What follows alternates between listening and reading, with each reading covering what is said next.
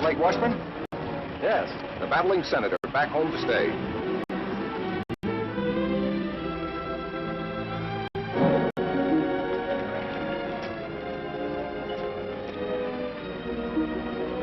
Hello there, Blake. Hello, Bob. The defeated senator, come home to lick his wounds. Lay off him, Abbott. What do you say we bury the hatchet, Blake, now that the election's over? Say, the voters didn't seem to fall for that motto of yours, did they? The people's choice. This election's over, but remember, there's another one in 2 years. Blake, is that you? Hello, Leo. You got your cab here? Sure, right here. What happened? I just said hello to a campaign manager. Happy birthday, Blake. You had a birthday last week, fella. Happy birthday. Oh, yeah, thanks. How'd you remember that, Leo? I haven't forgotten a thing since I took that memory course 3 years ago. How'd you happen to take a memory course? When I was in high school, I just couldn't remember a thing. So I figured if I was to get anywhere, I'd have to remember things. Now when people here in Fairfax want a cab, the first one they call on is me. Because they remember I remember things like their birthdays, their favorite color. The McFarland factory just got a new paint job. So I see. Well, John McFarland's really dressing it up. It looks real good. Probably celebrating his son's being elected state senator. Blake, I wouldn't worry about not being reelected if I were you. I won't. Well, politics is a funny thing. Sometimes the voters like it and sometimes they don't.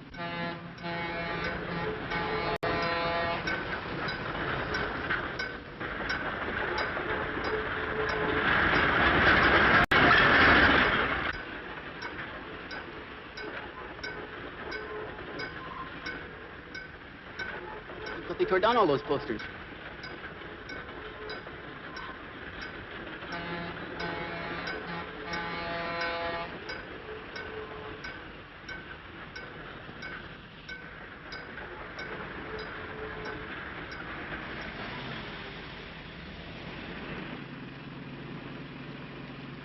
What'd you give him that clip on the chin for? Just to let him know how I feel about his campaign tactics. Campaign tactics? Sure. The people were hoodwinked into voting for Bob McFarland. I don't know. I don't think I was hoodwinked. What do you mean? I voted for him.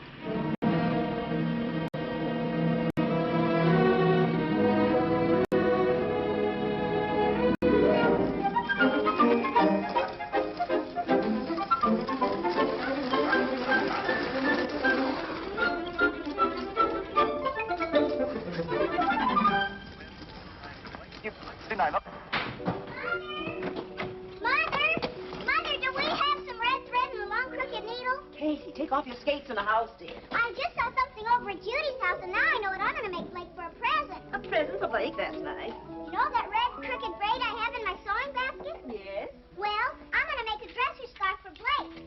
That's why you need a crooked needle. That might be a little advanced for you, but I'm sure your brother will like it. Run up and get your sewing basket, and I'll show you how. I'm sure you can sew it without a crooked needle. Tune in again next Saturday afternoon. Besides, you'll have plenty of time. Blake won't be home until next week. Don't be too sure, Mother. Blake! Oh, Blake, you scamp. Why don't you tell your mother when you're coming home? You know how surprises always surprise me. Blake! Blake! Katie, how are you? Oh, Blake, you shouldn't have come home. I haven't finished your present yet. Oh, but I have one for you. Blake, a puppy, and such a beautiful one. Well, the flowers are lovely, Blake. What's this? That's an orchid for Janice. We're going dancing tonight. Oh, I'll have to keep it fresh for you. I'll put it in the refrigerator. What's his name? He has no name. You'll have to name him.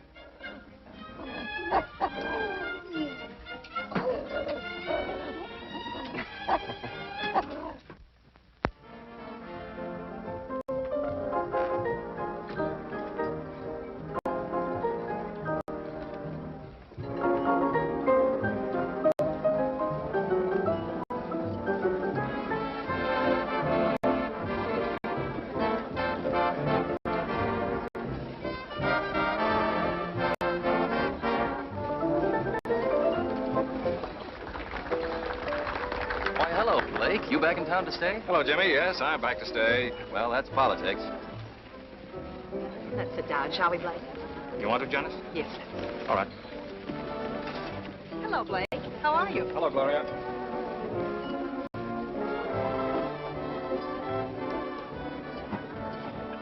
Suppose we have dinner. Okay. Hey, your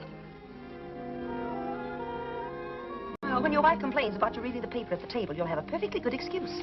What's that, Mother? As editor of the paper, it's part of your job to see what the morning edition looks like.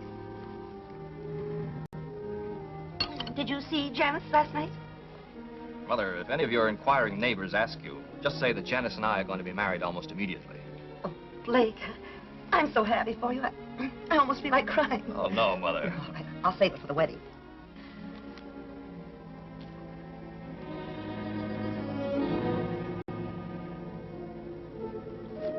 We have just as many factories in this part of the country. We do. Mother, do you know if the McFarland plant dumps any refuse into the White River? Oh, Blake, I haven't the faintest idea. Be interesting to find out. Very interesting.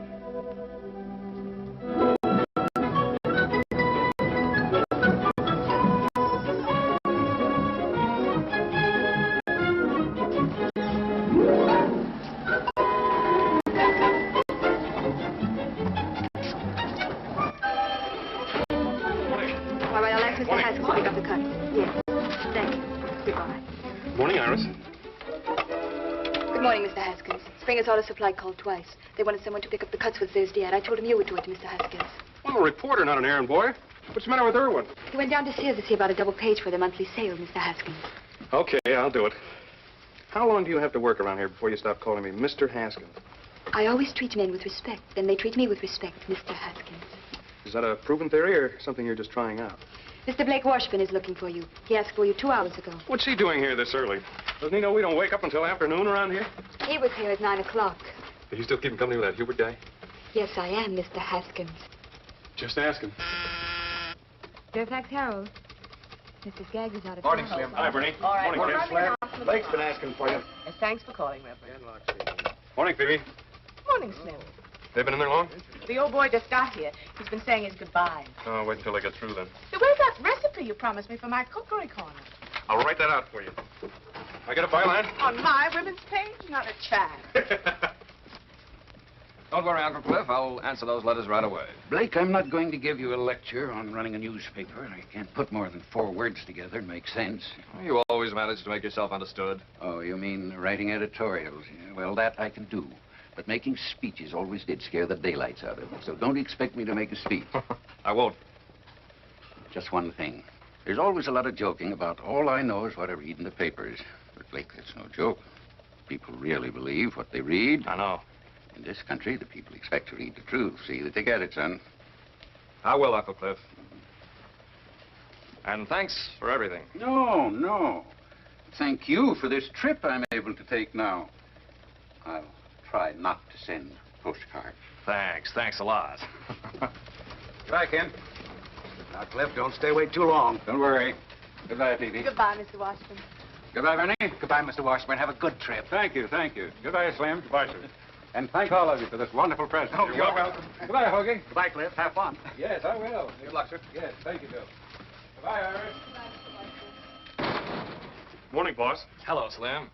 I've got something to go to work on. Yeah? I'm going to crack down on the McFarland factory. You are? Yeah, for pollution of the river water. Now, wait a minute, Blake. Now, just let me do this my way, will you? You know any of the boys out there? Sure, I know Andy Butterworth. He's foreman of the chemical plant. He's our man. We'll drive out this afternoon and get the facts from him. Is this something you cooked up with Uncle Cliff? No, I didn't mention it to him. Ask Iris to come in, will you?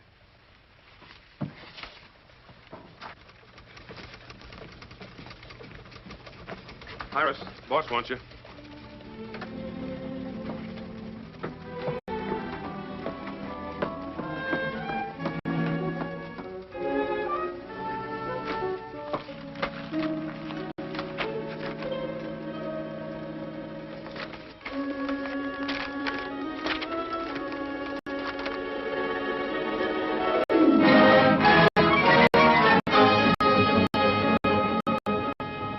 Got you started on stream pollution. It's a problem all over the country. Factories dump their waste and acids into fresh water, something that should be controlled.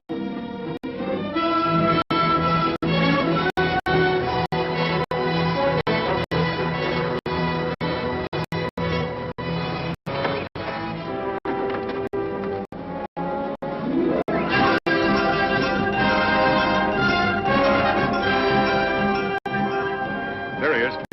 Hey, Andy.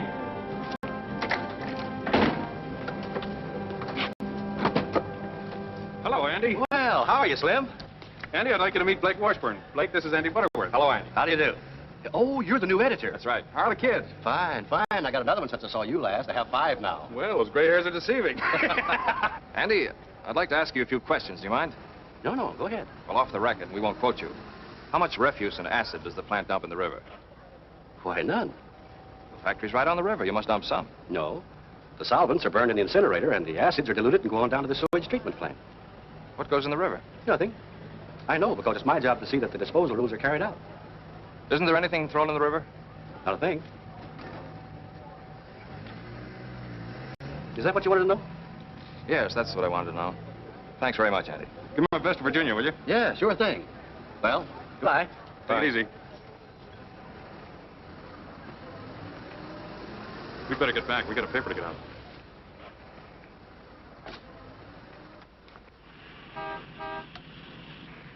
What was the idea? I made a mistake. No harm done. You feel you must have a crusade? Our readers ought to be informed about the things business interests get away with. You mean John McFarland? How do you suppose his son got elected? Well, I have an idea the voters had something to do with it. They'll soon discover their mistake, because I'm going to tell them with our little one-horse paper. Uncle Cliff wouldn't like to hear you call it that. The Herald hasn't grown up with a town. A crusade will help circulation. Don't you think we ought to be a bigger newspaper? Sure, I'm all for that. Then maybe I'd get a raise. But let's not go off half-cocked, huh? What do you say, boss? Drink your milk, Rags, if you want all your teeth. Katie. Now, keep your coat buttoned. Blake, when I get the list of all the pupils in my class, be sure you print every one. What? Didn't Slim tell you? I told him about our class going on the outing. He said he would write it up if I gave him the names of all the pupils. There's the school bus. And please see the names are spelled right, Blake. Now, don't worry. Blake will tell his printer. Bye, Blake. Bye, Katie. Bye. Bye, Goodbye, Blake. dear. Bye, Rags. I'm going to take Rags on a field trip. What was that all about? Well, Janice is taking her whole 3rd grade for an outing next week to look at the ground. The ground. Well, you know, rocks, sand, and blossoms. The things they make us all study when we're 8 years old. They won't find many blossoms this time of year. Well, I think it's to show them where the blossoms were last year and where they're going to be next year. Anyway, there'll be rocks. I'm glad the Herald's running an article about it. That should increase the circulation. Well, there'll be 25 children's names, and all their relatives will want papers to see their names in print. Your Uncle Cliff always said to your dear father, names make news. It takes more than that to make a newspaper grow. What we need is a crusade about something important, something big.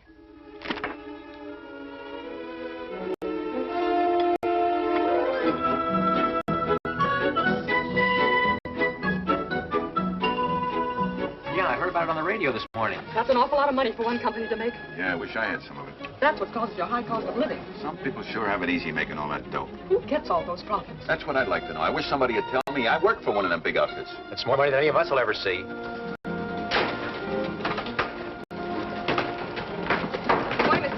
Morning.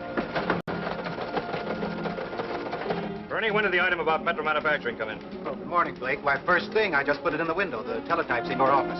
Thanks.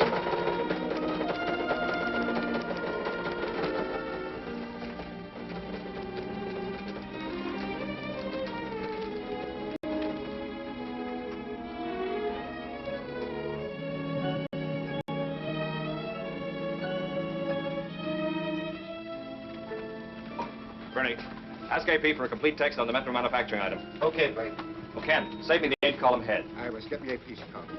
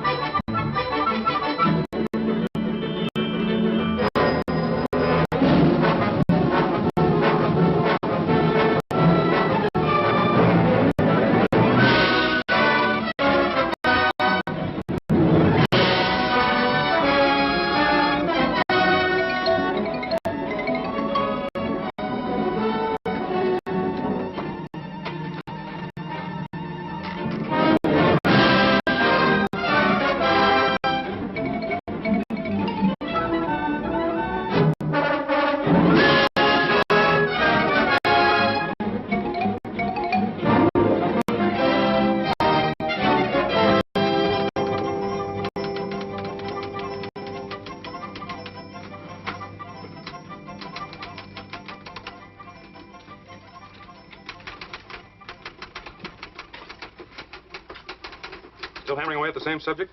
Yes. I suppose you know what you're doing. Of course I do. I'm printing a newspaper and giving the people what they want to read.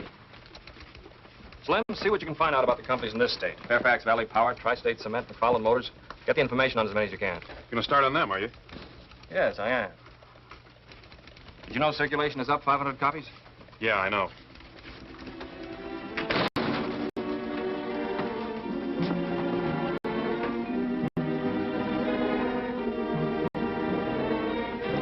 Well, I don't know what the rest of you are going to do, but I'm going to a tea.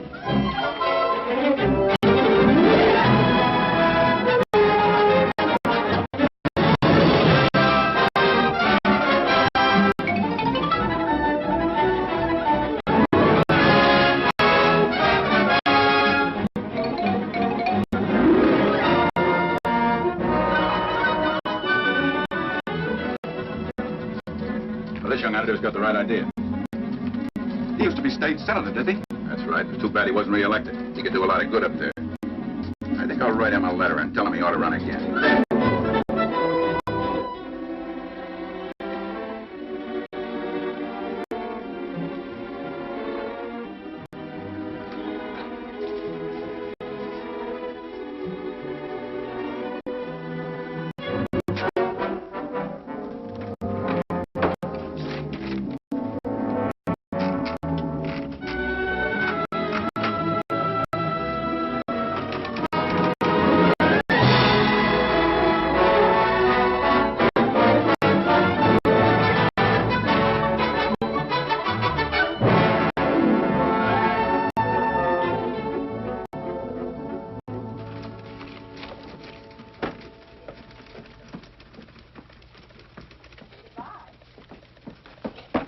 These are the personal letters, Mr. Washburn. Thank you, Iris.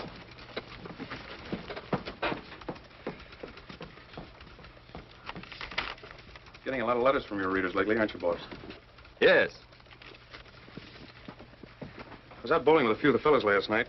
They were discussing this attack you're making on business profits. It was very interesting to hear their opinions. And? They asked me a couple of questions about why you were doing it, but I couldn't answer them. I really don't know.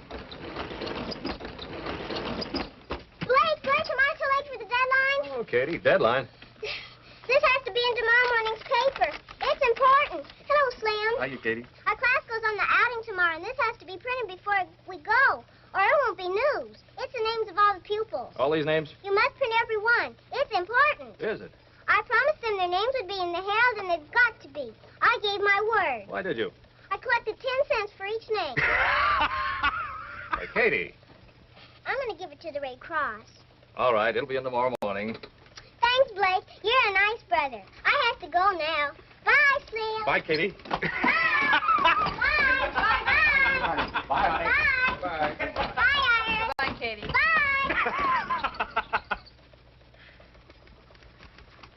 How about it, Blake? Town has a lot of confidence in you, but they'd like to see you take it a little easier. So would I. Concentrate more on local news. Stop going off in all directions. Here's some local news. Why don't you write that article? Okay, boss. Mr. Kenlock, I've got a news item about the 3rd grade in Lincoln Grammar School. Do you think you'll have room for it?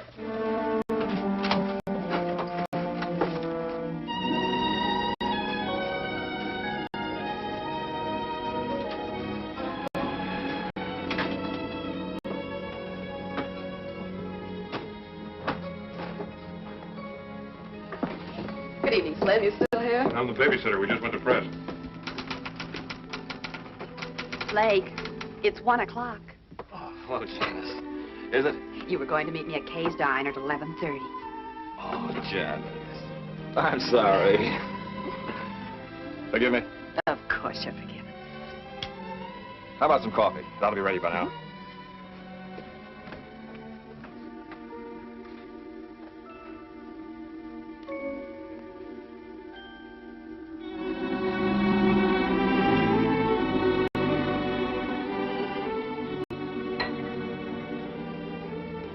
Piping hot. This one's with the sugar. Blake, tell me honestly. Are you just using this paper to get yourself back in the state senate? Yes, I am. That's why you've been doing all this crusading, to get to the people who might someday vote for you. What's wrong with trying to get votes? You said you were going to do some good with the paper. You asked me to have faith in you while you did it. I didn't know you were going to trick your readers into voting you back into the Senate. Trick them? But I've been sincere about everything I've printed in the Herald. And because I have been, the people want me back in Capital City. You're not being very honest with yourself. You really want to show them you can come back after your defeat, don't you? The people are with me. Don't you realize you were the victim of a mistake in the first place? You came home our most decorated war hero, and on that popularity, you were elected state senator. You were the victim of a mistake. Why do you say that? I heard the voters. I heard them talking before the last election. They realized their mistake. That's why they went to the polls and deliberately voted you out. I don't believe that. It's about time you did. You're a trained newspaper man and can be a good one. So stop trying to be a politician, something you're not suited for. But I've been doing all this for us. Don't you want to marry a guy who'll amount to something? I want to marry the boy I used to know, not this fella you're being now. What he's doing isn't the sort of thing I want to be a part of.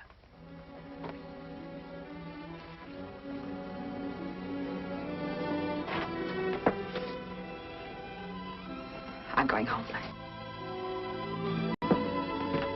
Good night, Slim. Good night, Janice.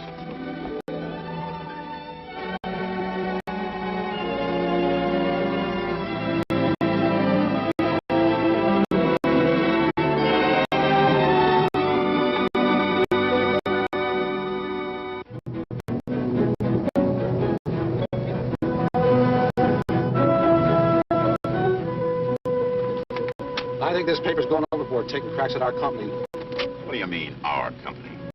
Why don't you do something for that sour stomach of yours? Treat us all right, don't they? Oh, pipe down. Stop at the foot of the hill. I'll put that sign back. Why bother? There's nobody coming up here to Copper Hill.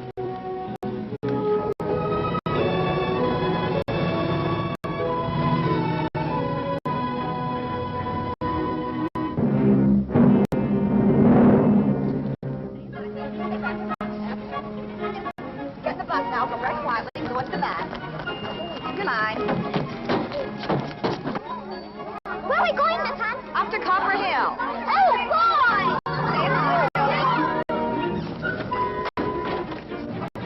Hello, Slim. Hi, Slim. Good morning, Slim. Morning. Good morning. Catlock. Iris, when are you going to get rid of that truck driver boyfriend of yours?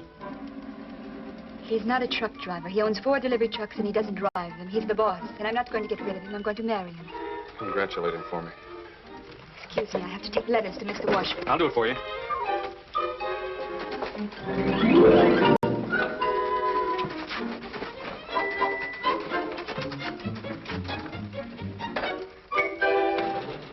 Morning.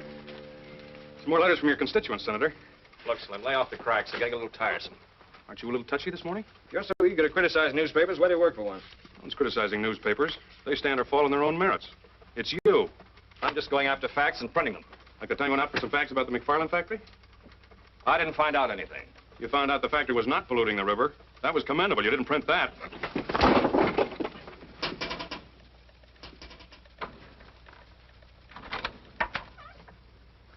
I'd like to speak with you, Mr. Washburn. But if you two are busy, I can come back later. Mr. McFarland. John McFarland. May I come in? Oh, yes. Thank you. Thought I'd come down and have a little talk about something we're both interested in. What's that? The subject of your editorials. How's your tobacco holding out? Fine, sir. Here, you're welcome to it. Thank you. You're Slim Haskins, aren't you? That's right. We have a draftsman at our shop. Talks a great deal about you. Dickerman. Yeah, we were in the same CB outfit. Uh-huh. I suppose you've come to talk about your son, the senator. No, I didn't. I'm not too concerned about him. He'll take care of himself. But I've been following your editorials very closely. Now, I know it's the duty of a newspaper to print the news. And, of course, companies like Metro, Tri-State, and McFarland Motors, they are news. Of course they are. Especially their profits. That's right. And I'm interested in profits, both for myself and the customer. My main reason for coming here was to see if I could perhaps interest you in printing something about a pet theory I have. I call it Profits to the Customer. What do you mean? Well, as I say, it's my own private little pet theory. It's very simple, not very complicated. You see, I'm not an economist. I'm just a businessman. I have to make a profit to stay in business. Sure, we all know that. I make a profit on every electric motor I sell. But the customer must make a larger profit. Because if he doesn't, he won't buy my motors, and I'm out of business. The customer must make a profit. That's right. Would you like to try my mixture? Oh, thank you, sir. Yes, the customer must make a profit. For example, you have some typesetting machines out there. The manufacturer who sold them made a profit on them. But your paper would never have bought them in the first place if they couldn't deliver something beyond their original cost. They must continue to work for your paper to be worth more to you than you paid for them. As a customer, that's your profit. My profit? Yes, you sell your newspaper to a man for 5 cents. He gets news, advertisements, and all kinds of information for his home and business. He gets service beyond the value of his 5 cents. As a customer, that's his profit. It's the same story with everything else. The light bulb, the refrigerator, the telephone. For this, we pay a few dollars a month. Our profits are enormous in steps alone. And in case of an emergency, its value can't be estimated. That's a different slant from what we've been printing. As you say, that's just a theory. But you can't deny that you are big business. In your editorials, you've been insisting that because a thing is big, it's bad. It takes bigness to do big things. Our industries turned out equipment for our armed forces in a remarkably short space of time. It was a big job, and it was well done. Helped us to win the war and preserve our country. That's what American industry, with its bigness, was able to accomplish. Was that bad, Blake? The last 50 years, we've come a long way. Used to take a week to get a letter across the United States. Now we do it in 1 day. The difference in time alone could affect the happiness of a family. Might even mean a matter of life and death. In my time, I've seen advances in industry that have added 20 years to the average span of life. My father died in the old country at the age of 40, an old man. His work was absolute drudgery, slavery, on his own farm from 5 o'clock in the morning till 8 o'clock at night. But because I live in America, I feel like a young man, and I'll be 65 in April. Mr. McFarland, your tobacco makes mighty fine smoking. Why are you telling me all this? Well, I thought perhaps you might be interested in both sides of this profit question. Print something else for a change. Mr. McFarland, I don't tell you how to run your plant, so please don't tell me how to run my paper. I'll print my own conception of business profits. Good day, sir.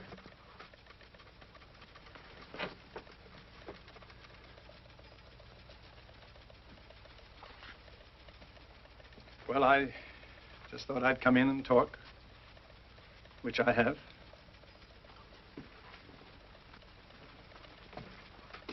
Remember, Blake, when this country was first discovered, there was nothing here. Now look around you. Everything you see is profits. Our transportation, communication, household appliances, medical equipment. Notice them sometime, Blake. They're the real profits.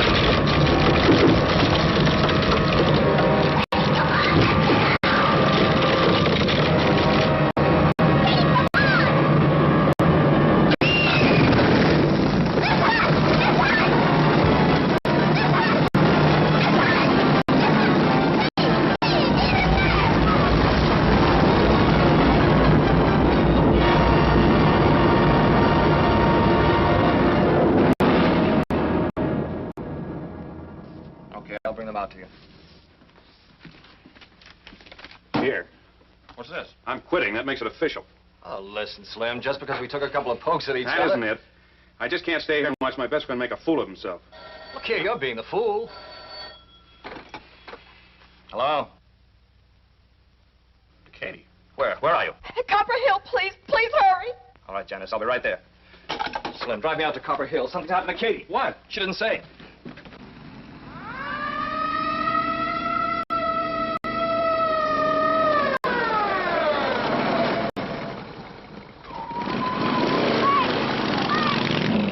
Katie, where do you mind?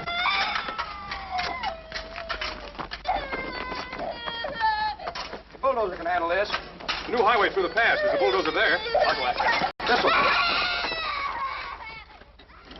103M to Control 1. Request bulldozer come to Copper Hill, code 3. Control 1 to 103M. Roger. Control 1 to 108M. Contact bulldozer working in pass at south end of town. Need a doctor right away. Suggest nearest one is Dr. Johnson at McFarland Factory. We'll contact Dr. Johnson immediately.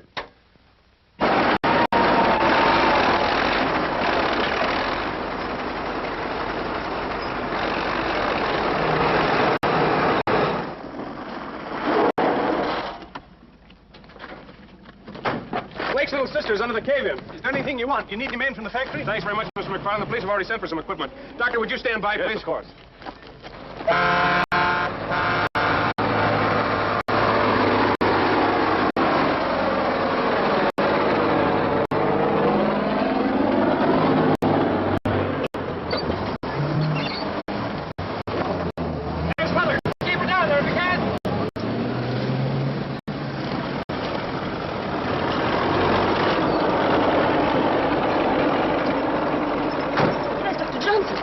Doctor, what are they doing? It's a matter of clearing away the front of the opening, and we'll get to her. Please stay here. Doctor, Lucy.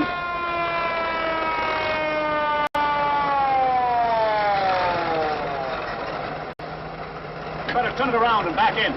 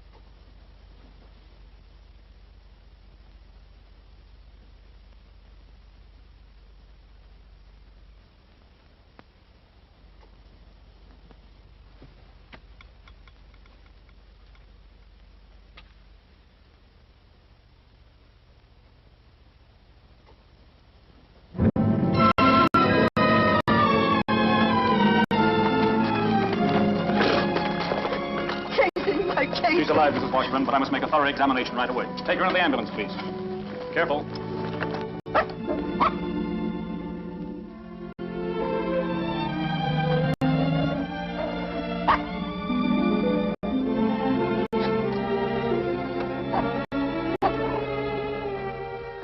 Tell Dr. Lee the operation must be performed within 2 hours, or it'll be fatal.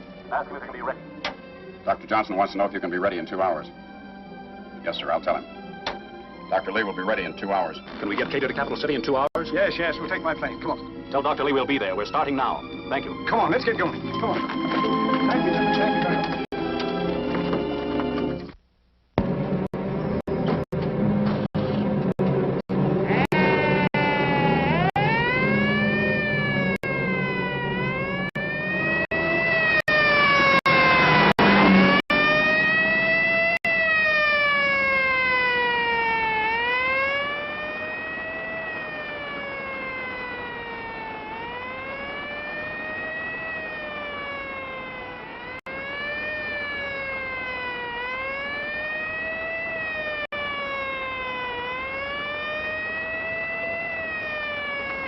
This is Dr. Johnson.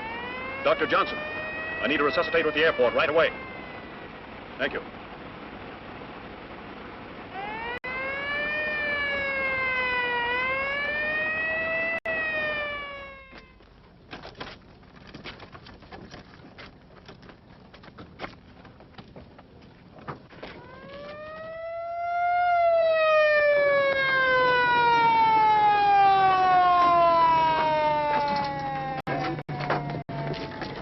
Thank you.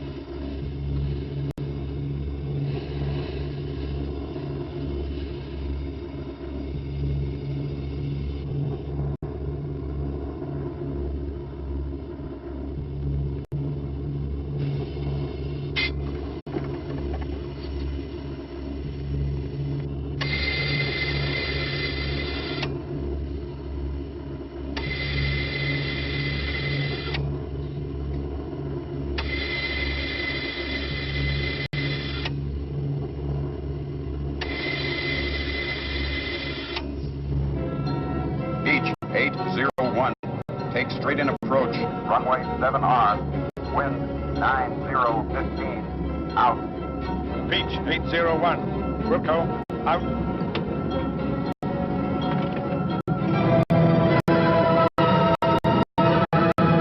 Taxi to south end of field where ambulance is waiting.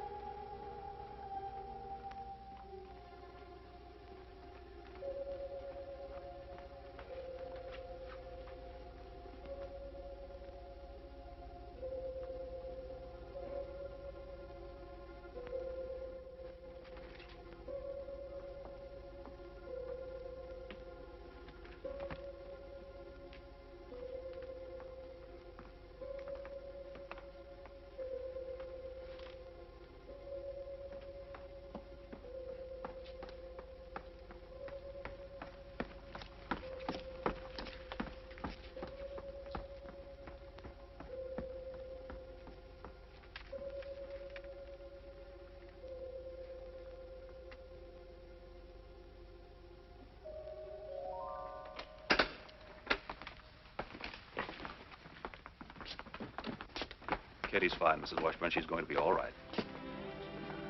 May we see her, Doctor? I'm sure it's all right. She's asleep, but she'll wake up any moment. We've taken her to a room on the floor below. This way, please. That's some really good news, Doctor. Oh, this is Dr. Lee, who performed the operation. How do you do, Doctor? Mr. John McFarland.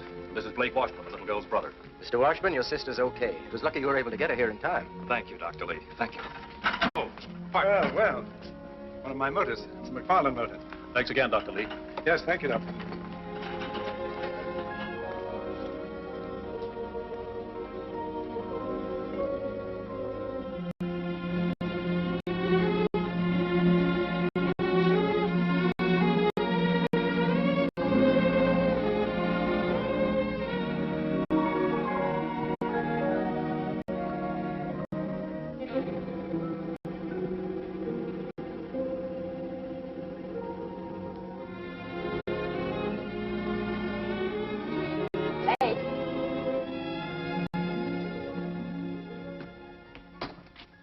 Rain again? You've been threatening rain for 3 days. New weatherman's a pessimist. Your front page ready? Here it is. Hello, Slim. Ken? Blake? Katie still doing all right? Yeah, she's fine. I just talked with Mother in Capital City. That's good news. Thanks, Slim, for helping to save Katie. A lot of things help save her life. Yes, I know. Ken, what are you running in my column? Why, nothing. Hold it. I've got something I want to say.